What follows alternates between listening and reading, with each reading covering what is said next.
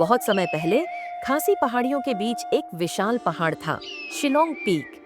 यह सबसे ऊंचा पहाड़ था, कोहरे और रहस्यों से घिरा हुआ। उन पुराने समयों में यह जगह एक घना जंगली जंगल थी, जहां आत्माएं, राक्षस और डरावने अजगर रहते थे। बहुत कम लोग वहां जाने की हिम्मत करते थे, क्योंकि अंधेरे में छिपी जादुई शक्तियां, बीमारियां और परेशानियां लाती थीं।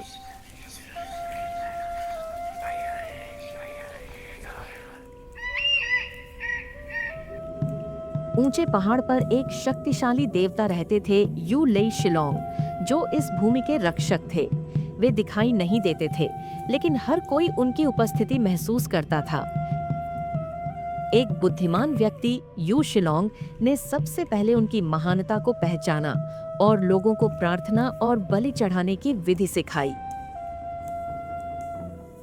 समय के साथ इस पहाड़ का नाम उन्हीं के नाम पर पड़ा, और बाद में जिस नगर को हम आज शिलोंग कहते हैं, वह भी इसी नाम से जाना जाने लगा। उल्लेई शिलोंग दयालु और न्यायप्रिय थे। उन्होंने शिकारियों की रक्षा की, लोगों के नृत्यों को आशीर्वाद दिया और वीरों को भयानक राक्षसों को हराने में मदद की। लेकिन आज की कहानी उनके बारे में नहीं है, यह उनकी पुत्री की कहानी है, एक देवी जो इंसानों के बीच रहने के लिए धरती पर आई थी।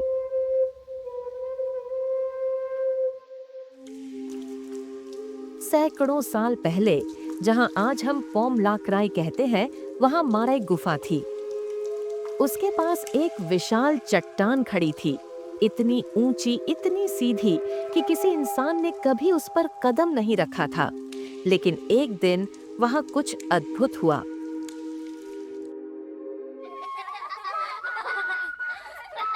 आसपास के गांवों के छोटे ग्वाले अक्सर यहाँ इकट्ठा होते थे।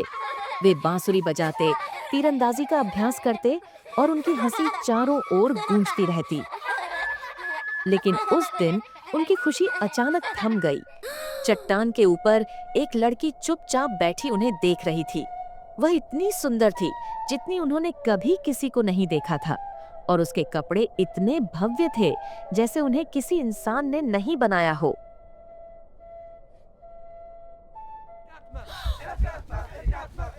डर से कांपते हुए बच्चे दौड़कर अपने गांव मैलियम लौट गए और चिल्लाने लगे, एक आत्मा, एक आत्मा। बच्चों की बात सुनकर गांव के बुजुर्ग चिंतित हो गए और खुद देखने का फैसला किया। एक बहादुर व्यक्ति, यू मिलियम निंग अप, के नेतृत्व में वे उस विशाल चट्टान के पास पहुंचे। वहां ठीक वैसे ही जैसे बच्चों ने बताया था, वह रहस्यमयी लड़की बैठी थी।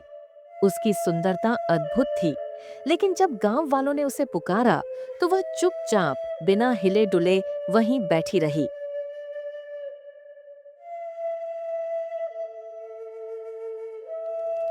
गांव वालों ने उसे नीचे उतारने की हर कोशिश की। उन्होंने इशारे किए, विनती की, लेकिन लड़की ने कोई जवाब नहीं दिया। चट्टान इतनी खड़ी थी कि उस पर चढ़ना असंभव था, और सूरज धीरे धीरे ढलने लगा। उनके दिलों में निराशा घर करने लगी। उसे वहां छोड़ देना मतलब निश्चित मृत्यु था।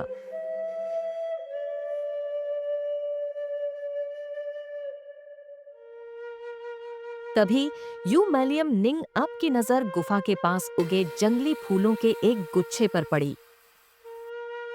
उन्होंने फूल तोड़े, उन्हें एक लंबी बांस की छड़ी से बांध दिया और लड़की की ओर बढ़ाया। फूलों को देखते ही उसकी आंखें खुशी से चमक उठीं। उसने हाथ बढ़ाया और जैसे ही वह फूल पकड़ने की कोशिश करने लगी, यू मैलियम निंग अप धीरे धीरे छड़ी को और नीचे करने लगे। धीरे धीरे, सावधानी से वह कदम कदम नीचे उतरने लगी। उसकी हर हरकत मानो गिरती हुई पंखुड़ी जैसी कोमल थी। अंत में वह सुरक्षित रूप से जमीन पर पहुंच गई।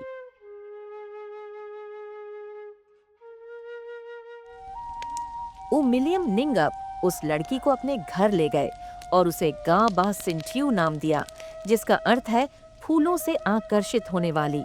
उन्होंने उसे अपनी बेटी की तरह पाला और जैसे जैसे साल बीतते गए वह अनुपम सुंदरता और गहरी बुद्धिमत्ता वाली महिला बन गई। उसने खासी लोगों को गाना और नृत्य सिखाया और उसी ने वर्जिन्स डांस की रचना की, जो आज भी खासी त्योहारों में प्रस्तुत किया जाता है।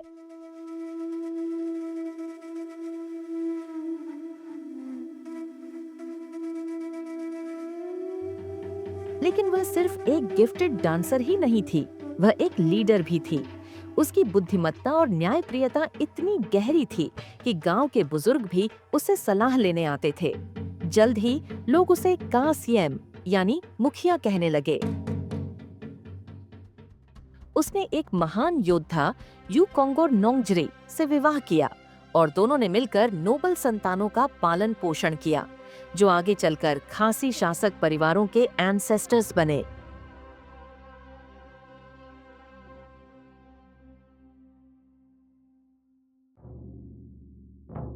कई वर्षों बाद जब उसके बच्चे बड़े हो गए, कापा सिंट्यू ने उन्हें अपने पास बुलाया और एक रहस्य बताया। वह वास्तव में इस दुनिया की नहीं थी, वह यू लेई शिलोंग की पुत्री थी, जिसे कुछ समय के लिए मनुष्यों के बीच रहने के लिए भेजा गया था। अब धरती पर उसका समय समाप्त हो चुका था। और फिर एक दिन कापा सिंट्यू केव ऑफ माराई की ओर चली गई। किसी ने उसका पीछा करने की हिम्मत नहीं की, क्योंकि वे जानते थे कि उसका भाग्य उसे देवताओं के संसार में वापस बुला रहा था। उस क्षण के बाद वह फिर कभी नहीं दिखाई दी। फिर भी उसकी विरासत आज भी जीवित है। उसके डिसेंडेंट्स खासी लोगों के महान प्रमुख बने खाइरेम और मिलियम के नोबल परिवार, जिन्हें आज भी सीम्स ऑफ शिलोंग या सीम्स ऑफ द गॉड कहा जाता है। तो जब भी तुम शिलोंग पीक को आकाश में ऊंचा खड़ा देखो, याद रखना, ये सिर्फ एक पहाड़ नहीं है, यह देवताओं का निवास है, महान कथाओं की जन्मस्थली है और उस देवी का रक्षक है जो कभी हमारे बीच चली थी। और यही है कहानी कापा सिंट्यू की, उस देवी की जो कभी हमारे बीच चली थी।